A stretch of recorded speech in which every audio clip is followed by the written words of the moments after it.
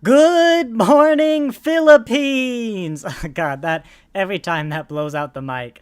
Hello and welcome back to Lower Deck Season 3, Episode 8, Crisis Point 2, Paradoxus, where I spent honestly far too much time looking at maps trying to figure out somewhere where it was 8 a.m. It's not a good time zone. I thought I could do Kazakhstan. I went the other way. I went the wrong way, and there's not a lot in China and West Australia and Oceania that I can both pronounce and has the right number of syllables. But today, yes, Crisis Point 2, an episode I've been looking forward to ever since it was announced, actually, in the Star Trek Day. Let's start by talk. Sorry. Let's start with talking about Crisis Point 1. Rise of Indictica, was it called? Crisis Point was an exceptional episode of Lower Decks because, first off, it was a good episode, good story. Had a bit of development at the end, but was mostly just an adventure. It kind of until the end bit. And it was amazing because, like much of Lower Decks, it really understood what it was talking about. Let me just put the credits up like I do. Really understood what it was talking about. And its references were amazing for movies. It was the one that had Shimbo reference? Whatever Boimler's character's name is. It's a movie reference. It's a term basically for like an actor who had to be replaced last minute sort of thing. It basically was what Boimler was. But beyond that, just, the way too long beauty shots of the Cerritos that were both finding the humor in like the way too long beauty shots. I don't want it to come out all sovereign class, but also genuinely just enjoyable beauty shots, things we wanted to see. It could do both. It had God, I should have watched Crisis Point before this. I think I thought about it, but didn't have the time. And it was just amazing in its depth, its references, and what it did. And so Crisis Point 2 is basically, let's do interdimensional cable again. Crisis Point 2, I'm not going to say we. I think I was going in, like, ready to sit down and watch kind of another version of that, just like have a sit down, good time sort of thing. And that's how the episode started, with the scene we did see at Star Trek Day, where the Sovereign class came. I don't remember what it was called, and Captain Dagger, rescues the Cerritos crew. And it's interesting because Crisis Point 2 wasn't the expectation of just another Crisis Point, the fun adventure, and I enjoyed this episode. I'm not sure if that worked to its advantage or not, because I can kind of try and guess what they're thinking in the studio, right? Where, you got to do Crisis Point again. The sequels are never as good. Get kind of fear, how could you live up to the original? And so they want it to be more than just, let's do Crisis Point again, which is fair, but when Boimler came in, and I don't know if I can even get it, after his holodeck thing, not his holodeck thing, his time with Ransom, whoever that is, I don't know. Yeah, there we go. And he was all dejected and stuff. Like, everyone here knows. Oh, God. Good, I have I got confused because I could hear that audio, and I was like, wait, I can't stream that, but you can. Everyone here knows that Boimler got some bad news before, when he went to see Ransom. I actually guessed it, like, pretty instantly. I was like, did Boimler die? Did his transporter clone die? And that's why he's upset. And for the rest of the episode, a lot of the movie bits were good. I will get to them. But I think, well, actually, no. I was going to say, I think it kind of detracted where I couldn't focus on the movie. I instead wanted to go to Boimler. I wanted to see the development that Lower Decks has done amazingly in this season. All of its character developments, character beats have really stood out. It was good before, but it still really stood out this time. And And yeah, it kind of detracted from that, and I wanted to get back to that when, I think importantly, I'd sat down to watch Crisis Point 2 and kind of another fun movie style thing. But there's this bit here with the scientist lady who, Boimler's attitude started taking away from the movie itself. We at this point, we don't really know the resolution with Boimler. We already knew something was wrong. This is just kind of going over that again for the children in the audience, I guess, who didn't realize something was wrong. But also kind of denying us the fun Crisis Point bits. The Crisis Point... Whoops, my mic just fell down. Sorry about that. Kind of denying us the fun let's do Crisis Point 2 bits. That's the negative, I think, of this episode. And I haven't started with the negative in a while for a review, I don't think. But today, I did. God, my scatterbrain live stream scatterbrain there. Normally I sit back and think about the next point, but with the live streams, as always, I just finished this episode. 2 or 3 minutes before going live, just enough time to get the thing set up. The Crisis Point bits of this episode, as much as I was saying, were great. I think, again, the sequel's never as good. It wasn't as strong as the first one, in part because they probably used a lot of the best material in the first bit. The first Crisis Point, but this had a lot of humor specific to sequels in the reboots. I liked Mariner's kind of new Star Trek isn't Trek vibe. Mariner was very much Mike McMahon in this episode. Well, actually, that's weird given what I just said. Ultimately, Mariner's viewpoint was Mike McMahon. Welcome home, Alex. You've just gotten home. My partner's just gotten home. Where Mike McMahon has always said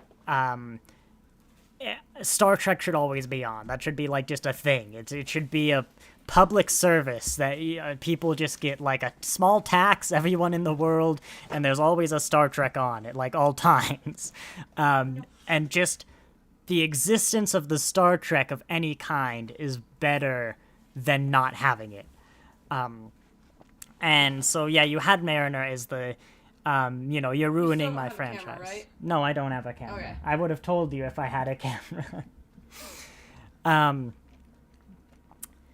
Where was I? Yeah, you have that. I'm not ruining you're ruining the franchise, yada, yada. A lot of that J.J. Abrams-esque. Wow. Let me tighten this microphone real quick. Did it before your stream? It's never been loose before. Yeah, that's because I always tighten it to the max. Also, it's my mic. It should be tightened. Look, I only had a few minutes between... And you keep taking it off my stand. I didn't this time. Anyways. Why are their uniforms weird? Look, you're not in this review. No. What was my point? Yeah, you had that. That was fun, seeing the... Yeah, sorry, it's not just Abrams, it goes back to TNG. Heck, it probably goes back to the movies, the motion picture, are you ruining my franchise bits? But in the end, you very much had the Mike McMahon resolution of, it's a Starfleet movie, therefore it's worth doing, even though it's not a good movie. I've never agreed with his position. I'd be surprised if even Mike McMahon agreed with his position in the extreme of that as long as it's a Star Trek, it's got Star Trek on the title, then it's better than not having the Star Trek. I've been honestly trying to craft an appropriate version of this example. You would have the one where they make the Star Trek movie where they go back in time and they just kill all the good people, but leave all the bad people. Starfleet goes back in time and works for Hitler. It's called Star Trek Hitler, and it's a new show. And most people would say, no, that's probably not better than no Star Trek. I did very much feel the Mike McMahon in this episode. But for the most part, that was like Mariner got a bit too of that same joke, like the you're ruining the franchise, yada yada yada. God, I'm so scatterbrained today. As my partner just keeps handing me the stuff that's in the way. In my area. You're not helping with the scatterbrainedness. You're welcome. But beyond that, all the Crisis Point jokes I loved. This bit I've had my mouse over of just it's 70s style old graphics that are in no way up to date, because that's what the movies had. My favorite, which God, I'm sure people noticed. Let me just get to the right area of the episode. Here is the screen fuzz, and like I'm actually gonna add some audio because there's screen crackle. Listen to this. Yeah, there's screen crackle on the video because it's like it was filmed in the 70s and the audio's not very good. And, you know, the other words, oh, the graphics was a little meta, I'll say. Like, that's how it would have been in the 70s, but now it's, like, not impressive at all. But, yeah, no, that was an amazing one. I mean, I could probably go through and find all the amazing little movie references and stuff. I'll probably forget, because a lot of them were spoken. But, you even had, like, the giants of time travel, you know, that never really works out. But no, a lot of the Crisis Point bits we did have were great, but I kind of felt like I've been looking forward all day to, like, sitting down and watching Crisis Point 2, and then I kind of didn't get that so much. And especially having kind of guessed why Boimler was upset right at the start, and just kind of having to wait for that resolution. I'm glad they didn't have me wait the whole way through. You know, they had it probably around the middle. But, yeah, it just detracted a little bit. I will say, I've thought, for sure, Mike McMahon's been talking about really wanting to get Enterprise representation in Lower Decks, like get some of those actors on, which is difficult, given the time differences and stuff. I thought for sure we might see Enterprise when they go back in time. I say that's difficult. You know, down over here at the end of this episode, you had Mr. Sulu, the horsey is going to bite you now. But yeah, I thought for sure this might have been like some getting us not to expect Enterprise, and they were going to pop up and it'd be Archer or something. Actually, you could get Trip is some sort of Section 31 agent, which is what the Enterprise books did. It's like, oh, he didn't die. It was something about Section 31. Honestly, I've never read the books. But just after all these centuries, Trip's just immortal. He's in charge of Section 31, but he's still super polite. I liked, as well, Rutherford is kind of the not taking the movie too seriously. Why is some electronic thing in our house humming? I hope they can't hear that on the stream. It's gone. I can't hear it on the stream. It's gone. These are mine now. Alex stole my headphones. Away I go. But no, I liked it because when I watched the movies with Alex, right? You like the movies. I like the one that was a sex education course, and I like the one that was a PSA to save the whales, and I like the Spock one. Which one's the Spock? Probably the Search for Spock, but the Spock one. Okay. But would you call yourself a Trekkie? Because like you like them, but I don't have the encyclopedic knowledge you have. Yeah, but they get enthusiastic of some bits, but they don't. You've never had the, like, I'm not gonna say the dedication, but, like, you've never treated it seriously, really. It's been, like, a fun thing to watch. To? Yes, Alex, you're supposed to. But, No, Connie still don't know. But it's still fun to watch it, but I felt Rutherford in this was kind of an example of like the Trekkies showing it. Stereotypically, it's always like I got my wife into Star Trek, but the non-Trekkie in their life who doesn't, they don't take it as seriously, but it's like the fun like. Spock's over here like dying behind some glass, and they go get a sandwich and like some chips, which Alex did not do. Alex, sad when Spock died. Yeah, you took that bit seriously right up until Scotty started playing the bagpipes. I forgot he played the bagpipes. They did. Alex laughed when he played the bagpipes, and I think you said like I was about to cry, but then the bagpipes. I was about to cry, and then like, cause like he takes it so serious, just. It was Amazing Grace, wasn't it? Here's the thing. It's because due to Voltron, I associate Amazing Grace with Lance, Pidge, and Hunk shooting a like sentient robot going later, dude, into the Gora sky after they. I don't remember this bit.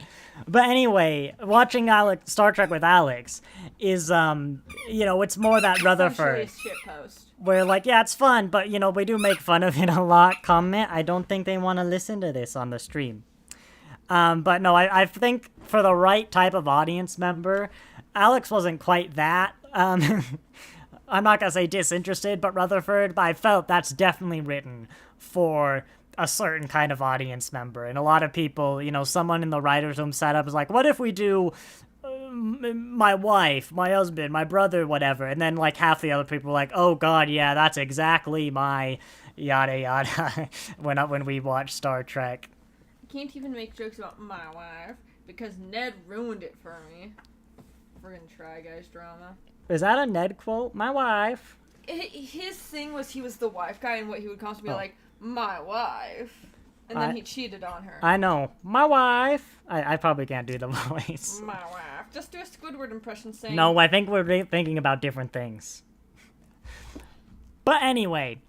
I loved... I think the Crisis Point got a lot better. Comment. No, let's not do the squeaky toys. I think Crisis Point got a lot better. He does have 6 squeaky toys. When Tindy became the captain, yay! And well, it is a movie, in the Lower Decks world, it is a movie. But, yeah, I think I love Tindy's like, oh, I'm the captain now, I'm gonna take it seriously. The kind of self-realization that she does want to be a captain, like she knew, but maybe hadn't realized it herself, never said it out loud before. I can't wait to see where that's going. I forgot, wait, what rank is Tindy? Did she get a promotion at the end of season 2? I can't remember actually the rank of our characters now, and it's weirding me out. Spoilers? You might want to add Star Trek to that. Alex is taking care of it. Put Memory Alpha Tindy at the end if it doesn't work. Memory Alpha. Ensign. Still in it. Can you click on Tindy, the Memory Alpha page? And rank. Yep. Still an ensign. I don't know why I thought she was a lieutenant. I think I'm just used to it. I'll look at Starfleet career and then just see if there's any word. No. That would have it. Memory Alpha is always the most up to date. Nathan's bullying me. No, I don't want you to get Tindy spoilers. As if I'll remember. But no, I loved Tindy taking Starge. I loved Captain Tindy. And yeah, I'm actually kind of surprised thinking about it. Maybe they did, but that they didn't get Punk on a Bus. Kirk, the actor who played Punk on a Bus in one of Alex's favorite Star Treks. What I do? The Punk on the Bus. No. Daddy said no. Who was no balls. Playing the boombox. Oh, Yeah, Punk on a Bus. Punk on a bus. They could have gotten back. Probably didn't, because 1, it's a bit frivolous. 2, George Takei is expensive. And 3, what was 3? Oh yeah, he's not Australian, as far as I know. But, well, don't set it in Australia. That's the solution. Anyways. I wanted to highlight as well a joke I loved. When Mariner leaves the holodeck, I loved it in the first Crisis Point, and let me hide this image. And I didn't notice it actually. I don't think I reviewed the first Crisis Point on YouTube, but there's the joke where these black bars that you can see on my thumbnail. I'm so glad they repeated it because it's the thumbnail joke. There it is. When Mariner leaves the holodeck. Why is there a decrepit old man in the background? When Mariner leaves the holodeck, she has to step over the black bars because it's a movie, and the holodeck puts the black bars through the holodeck door to get it in the right ratio. That's hilarious. I adored that joke that I think a lot of people... I only caught it because I think I saw it in the Reddit. But I adored that joke, and I'm so glad they had it a bit more obvious here. Whoops, I'm gonna have to hide the video again. But yeah, no, Crisis Point 2. Let's talk about... Well, no, I liked... I love how Lower Decks, I'll say this, is keeping... do I want to say everything? Like all the big kind of cameos, comebacks, under reveal. I don't want to say everything because we knew Crisis Point 2 was going to be a thing. We've had some things because of Star Trek Day, but other than that, I think all the recurring characters are surprises, which I'm adoring. It was nice just getting George Takei. God dang it, I said I was going to do it right this time. I learned it wrong. But no, I love that they got George Takei and they got him to use the word horsey like twice in this episode. He's here for like 2 minutes, and they got Sulu to say the word horsey. They got Sulu. I want to clip it for something. I don't know what, but this is an episode where Captain Sulu says, would you like to feed the horsey? And the horsey is going to bite you now. Which is just amazing. And then, yeah, I like this little gag where I want to say people hang around medical beds. I don't actually know that. But they're like, no, I need this bed. Get clear. But no, let's talk about the Boimler stuff. I mean, I knew, funny enough, I actually watched JXE, if you don't know them. You might know them from having made a 5.5-hour review of Chris Chibnall's Doctor Who. A few months, maybe a year ago. I watched their video today on bad comedy and how it had like very broadcast jokes. But I think this one was intentionally broadcast. So I was like, man, I hate cliffhangers, yada yada. And then yeah, do a cliffhanger. I don't know. I'm never one for Section 31, but Lower Decks could probably find... If anyone could find a good Section 31 story post 2009, it's probably going to be Lower Decks. Certainly not going to be Star Trek Section 31. But I want to highlight this joke of, they're acknowledging it. Why do we have badges? Aren't we supposed to be secret? We finally got a Discovery reference here. Except you're not, are you? Because way back in Season 1, how could we forget when Boimler just casually brought up, this is what Section 31 does, and maybe only Boimler knows about it. They're going to have a whole Section 31 joke episode just to retcon that joke. It's not going to do with Rutherford at all. But, it's not a secret by this point, is it? Because Starfleet seems to know about them, or at least like random ensigns seem to know about it and see Section 31 as like a cool sort of hip thing to a hip thing to replicate and be like. I don't know, but I'll tell you what, whatever this episode is, they might break it up actually, like they have to go to Section 31 for something, and that ends leading into a Rutherford-themed episode dealing with his implant and all that stuff that's been set up.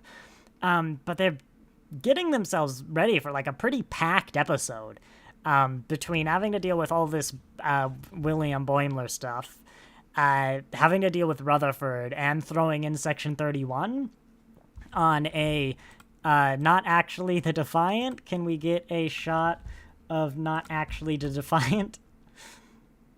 Actually, it kind of looks like Briar Patch-esque Worst Klingon-y. personal Yeah. orders. Not quite the Defiant. Worst peace treaty ship. One, it doesn't say the Defiant anywhere. That's I because think it's it says that up undercover. here. Well, it's Section 31, yeah. But also, it's got pointy engine bits. Like, way pointier than the actual Defiant. So this is some variant, I guess. Also, well, I was gonna say... It's Defiant-ish. The Defiant wasn't in the Deep Space Nine episode, was it? I guess Deep Space Nine probably doesn't need the Defiant, anymore. But, yeah, it's Defiant type? What do we call those now? I don't know. Defiant adjacent. Defiant adjacent? Variant? What do we call the Enterprise B? Up your butt. I don't think we call it that. Up your butt. Enterprise B is an Excelsior type? I think it's Excelsior variant? I don't know. Honestly, ever since they told me the Titan A was called the Neo Constitution class, starships just stopped making sense. The Titan A ruined starships, everybody. I've got all these starships in my room. Gotta burn them now. The Titan A. The Titan A ruined starships. But anyway, it's okay. The Enterprise F brought them back. Yeah, that was a rather scatterbrained attempt. Oh my god, I've just realized, sorry, Boimler has fingernails. I don't think... Has anyone ever been drawn with fingernails before? In Lower Decks? But anyway, I remembered one more thing from Boimler's fingernails. I originally thought, like, what must it be like to be the guy who plays Kayshawn? I don't know where he is in this episode. But, like, you really only say, like, 10 sentences. You, like, kind of were here to replace Shax, and then you didn't. I'm not really sure why Kayshawn is here anymore. I don't know. I hope he's kind of just a big Trekkie who's just happy to be there. Because, I don't know. It's like, that must be hard to act. Like, you're just saying basically nonsense. I don't... Maybe it's hard to act because you're saying nonsense, so it all needs to be in your voice and your emotion. I don't know, but... Well, it's more like... Oh god, now I gotta get him right. God, oh god, no. Where's that information going? It's more like Temba, his eyes open. Darmok Angelad at Tanagra. There it is. God, it was gone for a minute, but I found it. But no, that was a scatterbrained attempt to review Crisis Point 2. The Rise of... Nope, Crisis Point 2, Paradoxus. The audience has now learned that I only know the name from that thumbnail image, which, look, I love the little bars on the thumbnail. I appreciate Lower Decks this season, giving me a lot of opportunity for thumbnail jokes. In Reflections, I mirrored the little me. For Crisis Point, I put the black bars on the thumbnail.